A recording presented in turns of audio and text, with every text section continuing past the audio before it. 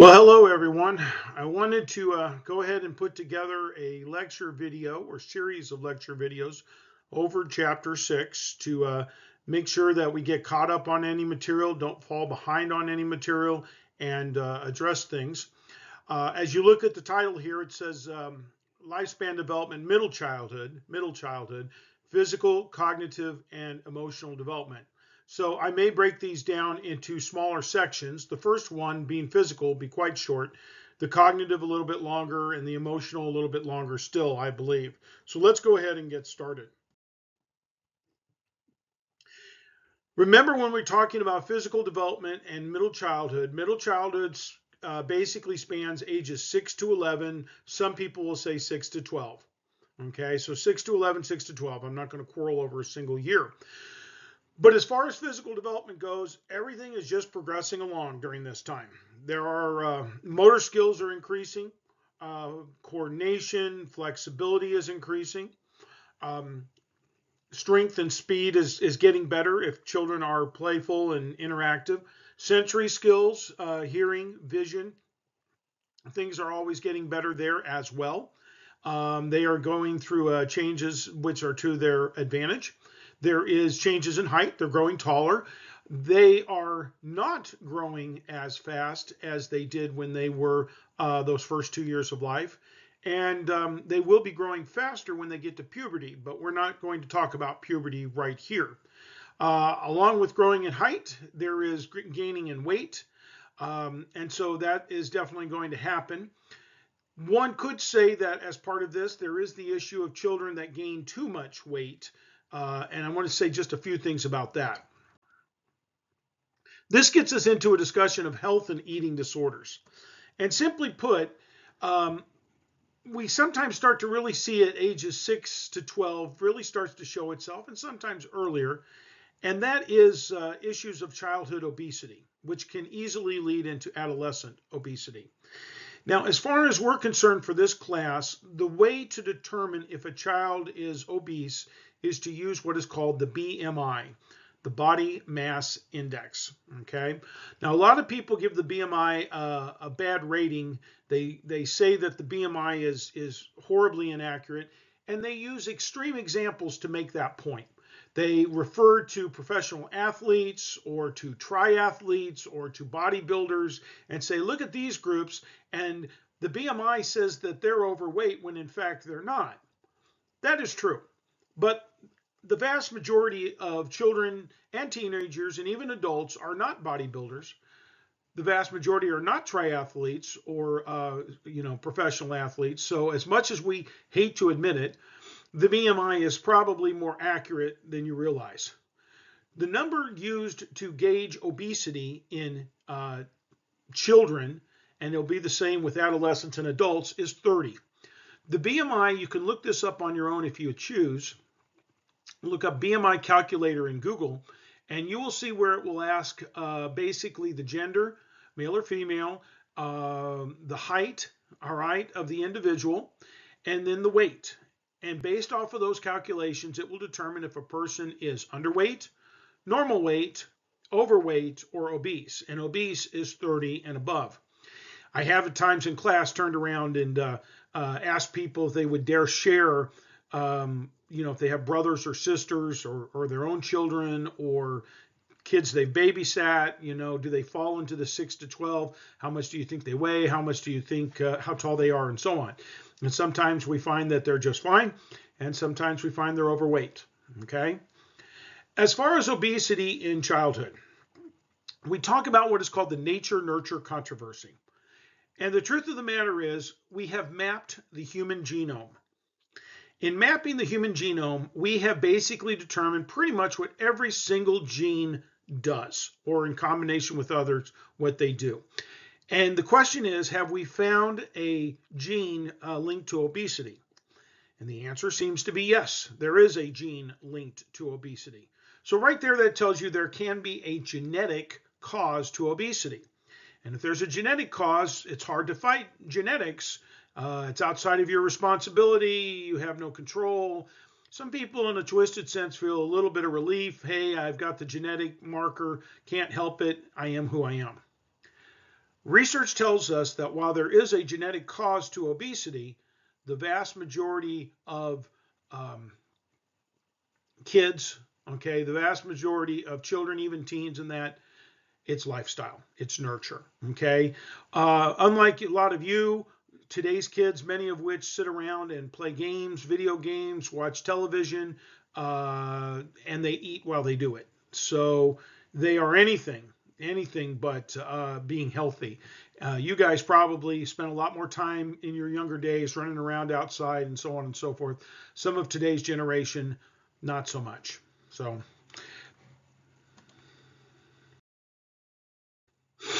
now I'm going to go ahead here and include cognitive development and memory.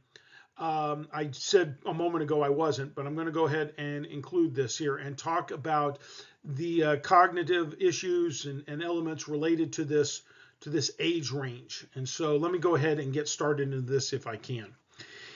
If we're going to talk about cognition, one of the big issues of this age is what is called the Human Information Processing System, the HIPS. The Human Information Processing System looks at mental development by looking at memory. But it's not enough just to look at can you call something from memory. It's more important to consider how fast can you pull something from memory. How fast can you get it? If you watch a game show on television, people do not win because they remember the answer alone. They win because they're the first one to recall the information, and so that becomes a big part of it. Two gentlemen by the name of Richard Atkinson and Richard Schifrin have studied this concept of the Human Information Processing System, and I definitely want to mention it here.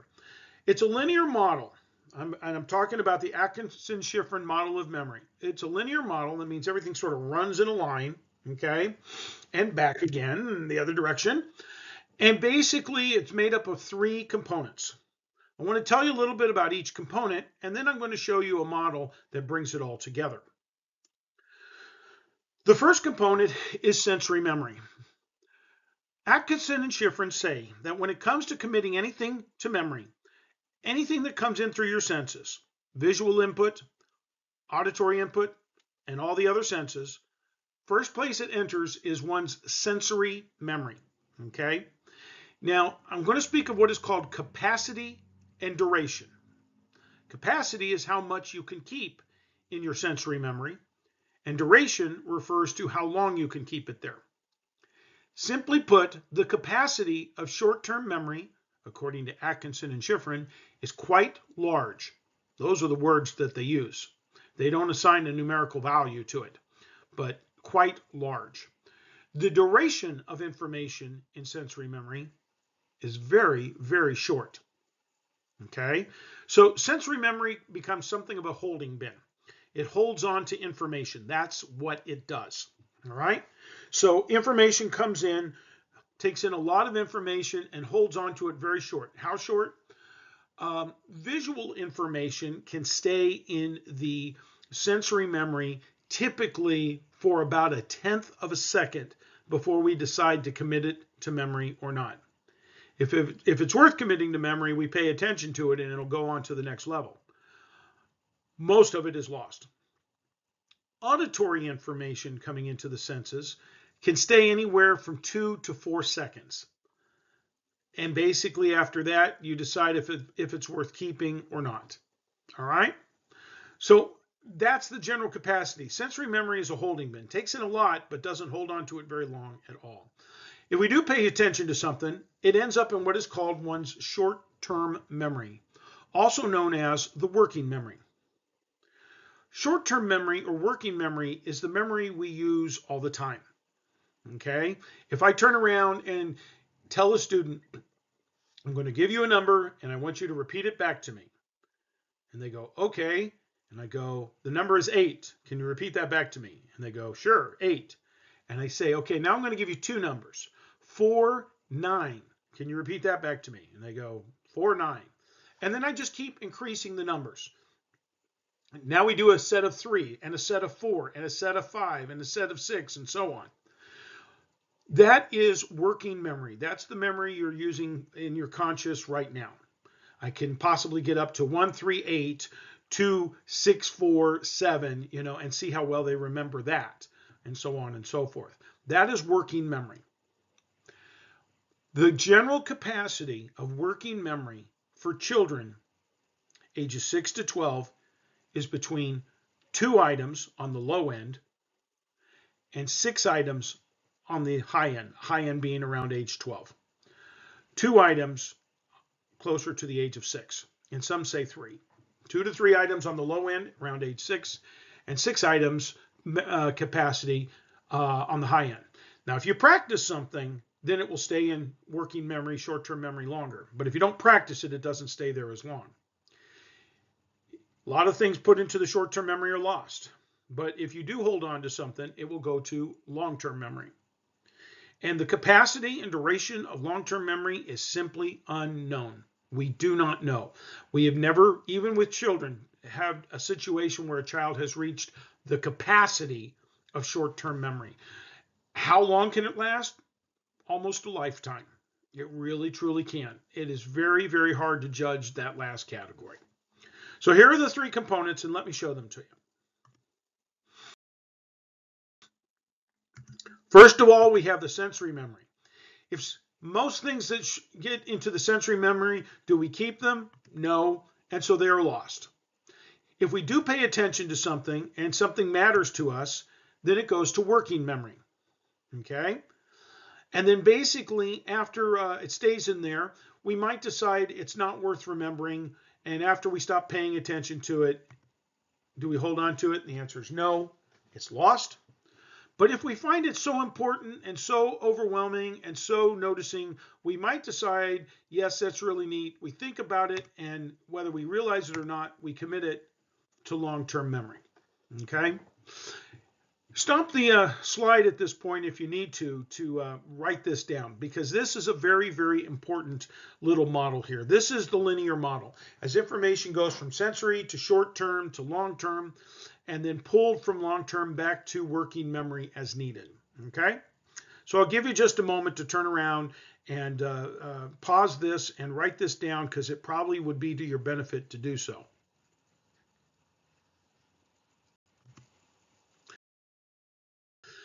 All right. Now, where does all this come into play in terms of the human information processing system that I mentioned? Okay? If you take a look at the picture below, you will see that your memory works an awful lot like a computer. No joke. Your memory works an awful lot like a computer. You see there where it says at the bottom left, your sensory storage. It's quite large, but it holds it for a very short span of time. What on a computer is like a sensory store?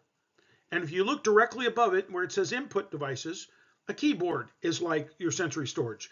It gets a bit of information, holds it for just a split second before it sends it on. The mouse, same way. Down there at the bottom, you will see the next level, short-term storage, short-term memory. Short-term memory is a lot like RAM on a computer. Okay? The short-term memory is limited capacity. You do have to practice it if it's going to stay in short-term memory. Otherwise, it can be lost rather quickly. The RAM, random access memory, is on a computer, a laptop, desktop, whatever, is very similar to your short-term memory. It's the RAM that you're using. And you may not be able to see it because my picture is in the way, but in the bottom right-hand corner, it says long-term memory. And what on a computer is like long-term memory? Well, the answer to that is the hard drive, the storage. Okay? Question. If you have too many programs running on your computer simultaneously, what can happen to your computer? And the answer is, it'll slow down. It will not work as fast. Too many things in the RAM at once, and you cannot function as quickly as you did. The same is true with short-term memory. Let's say that you took piano lessons, keyboard lessons in grade school or middle school, all right? But you haven't really played the keyboard in a long, long time. and you sit down at a piano and you try to start playing music. And you're looking at the notes and you're looking down at your fingers and you look up at the notes and you're slowly getting through it. Okay? This is a lot different from someone who plays almost daily for fun or because they're part of a band or something like that, and they turn around and they can sit there and play, a piece as smooth as can be. All right? The same can be said with a foreign language. Maybe you took a Spanish in high school. All right? Do you still speak Spanish pretty well today? Who knows? But I bet you if you listen to something spoken in Spanish, for those that don't practice it very much, all right, they have to listen word for word and try to pull from long-term memory what that word means. So you're way behind everyone else who's gotten good at it. Human information processing system simply means that the key to learning anything, okay, is getting vital information into long-term memory. All right? Getting it into long-term memory. And if you practice it and you use it enough, then retrieval, you'll see that word just left of my picture, okay? Pulling it back to short-term memory becomes quite an easy task. And that's what you want, all right? It is vitally important that children and adults, for that matter, turn around, and if they want to get good at something, they've got to practice and get it into long-term memory. In fact, the key to getting good at anything, being a gamer, turning around and playing a musical instrument, learning a foreign language, is practice, practice, practice. That is the key to get good at it, all right? And the more you commit to long-term memory, the less you have to process it out to understand it. The more you commit to long-term memory and use it, the quicker you can retrieve it from long-term memory when you need it. All right? Human information processing system, and the key to making quick retrieval work throughout your entire life is to practice. Be it a hobby, be it a topic, psychology, getting to know that material thoroughly so that you can retrieve it as needed. All right? Be it a skill for your job in your life. Practice, practice, practice. Learn it so well it's part of long-term memory and that you can retrieve it easy, and things will definitely go easier for you. Okay? All right. A couple of quick components of the human information processing model, definitely that apply to children and even to adults, but especially in this age of 6 to 12. We do talk about what's called processing capacity. Processing capacity will change. It's basically your short-term memory. Your short-term memory. And short-term memory gets better as you get older. Okay? As I said, from age 6 to age 8 to age 10, 12, the capacity of short-term memory increases. So your ability to process stuff will get better as a child grows up. Their processing capacity will increase as their short-term memory increases. Processing efficiency. That refers to the ability to pull things from long-term memory back to working memory. And that too will increase as a child gets older. Through practice and through sheer age, they will get to the point we'll see them be able to do it quite easily, and that is a process known as automaticity. Automaticity simply means being able to access information from long-term memory and bring it back out of long-term to working memory and use it as needed. That will get better as they age too. And practice, though, makes a big, big difference. And the last thing that will influence this whole model is their ability to stay focused. Paying and holding attention typically gets better as children get older. 8-year-olds are better at it than 6-year-olds. 10-year-olds are better at it than 8-year-olds. 12-year-olds are better at it generally than 6-year-olds. These are all examples, okay, of how someone can increase their human information processing system, increase their ability to access information. But with all that being the case, that they'll get better biologically speaking, practice, practice, practice, whatever it is, sometimes is what makes the difference between a child who is good at something versus a child who is great at something. Be it reading, be it math, be it studying, being a hobby, whatever it may be. All right, That's what I've got for the material on physical and cognitive development. I'll get a video posted on social development, emotional development here shortly. Take care.